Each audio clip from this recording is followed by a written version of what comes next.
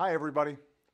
This week I visited a company in Raleigh, North Carolina that helps make electric motors that save businesses money on energy costs and cut harmful carbon pollution. And I stopped by NC State University, where engineers are set to develop the new technology that will make those motors even better.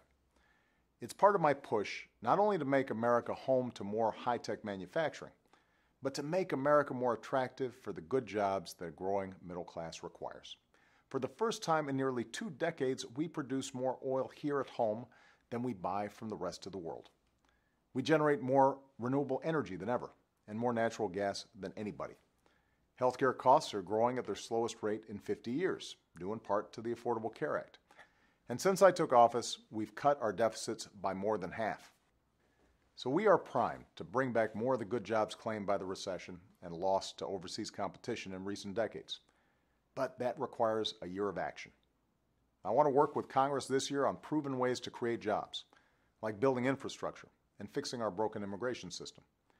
Where Congress isn't acting, I'll act on my own to put opportunity within reach for anyone who's willing to work for it. I firmly believe that this can be a breakthrough year for America. But to make that happen, we're going to have to act, to create good jobs that pay good wages and to offer more Americans a fair shot to get ahead.